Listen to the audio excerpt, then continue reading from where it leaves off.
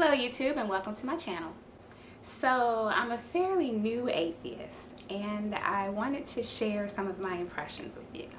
I want to tell you about the things that I've been missing out on ever since I denounced Christianity. So number one, fear.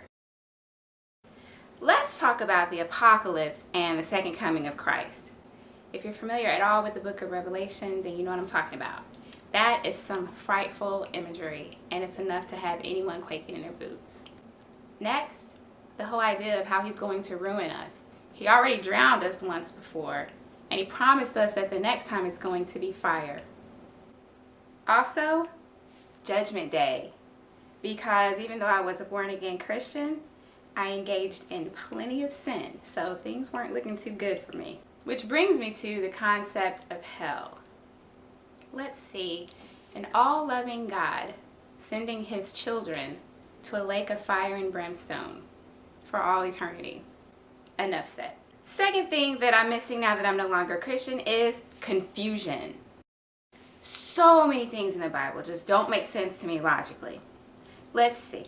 There's the creation account, Noah's Ark, the story of Job, Jonah in the belly of the whale, parting of the Red Sea, Sodom and Gomorrah, the virgin birth, the resurrection. List goes on and on. These stories all feel like mythology to me. And yet, whenever I would ask the question, what is the difference between the Holy Bible, which is considered truth, and the Iliad and Odyssey, which is considered myth, the answer was never sufficient for me.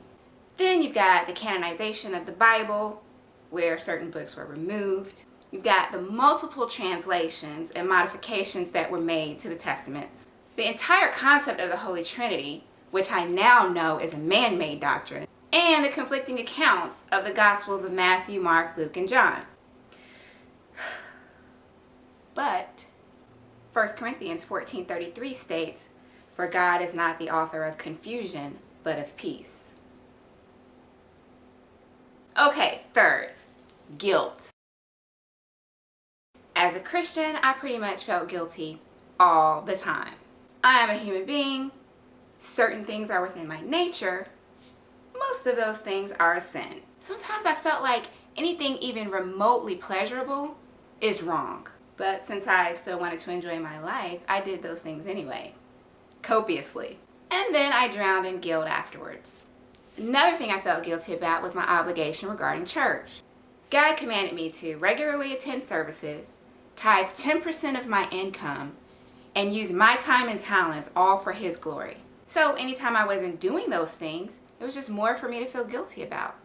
But perhaps the one thing that was hardest to swallow was my duty to bring others to Christ. I wasn't worthy if I didn't spread the good news. I had a responsibility to convert other people. I'll tell you now, the number of people that I successfully converted to Christianity over my entire lifetime was distressingly low. Yeah. And finally, superiority complex. Christians believe that of the 7 billion people on this planet and the 20 or so major world religions, that they are the only ones who have it right. How arrogant do you have to be to believe that? And furthermore, Christians are so convinced that they've got the truth on their side, they believe it gives them the right to condemn others for how they choose to live their lives. Vehemently opposing things like homosexuality, premarital sex, abortion, stem cell research, religious tolerance. All of this does nothing but serve to divide us and hold us back.